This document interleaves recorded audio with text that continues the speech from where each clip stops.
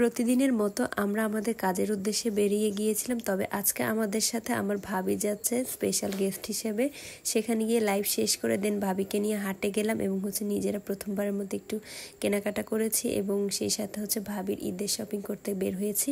আসসালামু আলাইকুম, কেমন আছেন সবাই? আশা করছি সবাই ভালো আছেন। আমরাও আলহামদুলিল্লাহ অনেক বেশি ভালো আছি। প্রতিদিনের মতো আমি, নীলপদ্ম এবং নীলপদ্মের বাবা আমরা কাজে গিয়েছি, তবে ভাবি আজকে আমাদের সাথে যাচ্ছে। আমি কিভাবে লাইভ করি সেটা ভাবি দেখতে চায়। আর ভাবি ভাইয়া এখন আমাদের বাসায় বেড়াইতে আসছে, তো সেজন্য ভাবিকে নিয়ে আমি এবং নীলপদ্ম যাচ্ছি। দেন তানবীর অফিসে নেমে যাবে, আমি এবং ভাবি যাব আমার কাজের জায়গায়। আর নীলপদ্ম সবসময় বরাবরের মধ্যে গাড়িতে উঠলে ও ঘুমিয়ে পড়ে। আমরা বাসা থেকে বের হতে হতে প্রায় 1:30টার মতো বেজে গিয়েছে, তাই রাস্তাটা ফাঁকা ছিল, আজকে কোনো জ্যাম পাইনি। এরপর তানবীর নেমে গিয়েছে, আমি এবং ভাবি আমরা আমাদের শপে চলে এসেছি। আর ভাবিকে আমি দেখাচ্ছিলাম যে ভাবি দেখেন এটা এই দোকান, ওইটা ওই দোকান।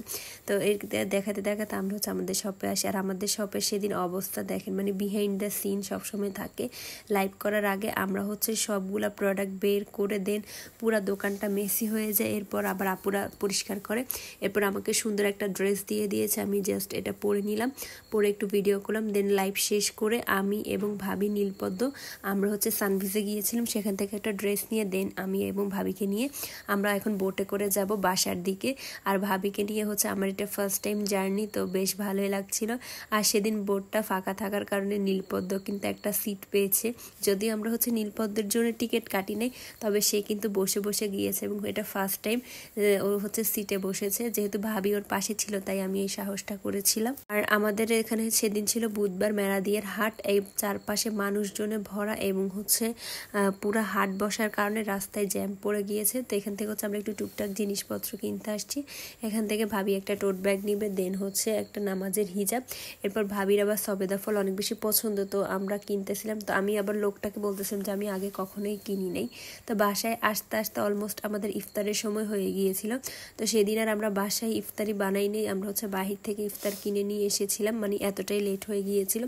এসে জাস্ট আমরা একটু ফ্রেশ হলাম, দেন ইফতারিগুলা ভাইয়া মাখাচ্ছে, দেন সব ইফতার প্রিপারেশন নেওয়া হয়ে গিয়েছিল। সেদিন ইফতারের পরপরই রান্নাটা বসিয়ে দিয়েছিলাম। আমরা একটু বাহিরে যাব, দেখবো যে ভাবির জন্য কোনো কেনাকাটা করা যায় নাকি।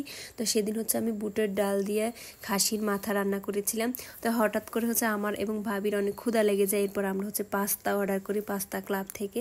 আর এটা ছিল ওদের পাস্তা যে প্যাকেজটা, ওইটা ভাবির আবার পাস্তা অনেক বেশি পছন্দ, তো আমারও খেতে বেশ ভালো লাগছিল। তো আমরা একটা প্যাকেট অর্ডার করে দেন 3জন মিলেমিশে খাই। তো রান্নাবান্না শেষ করে আমি, ভাবি, নীলপদ্ম আমরা বেরিয়ে গিয়েছিলাম আমাদের বাসার পাশে যে বাটা শোরুম সেখানে।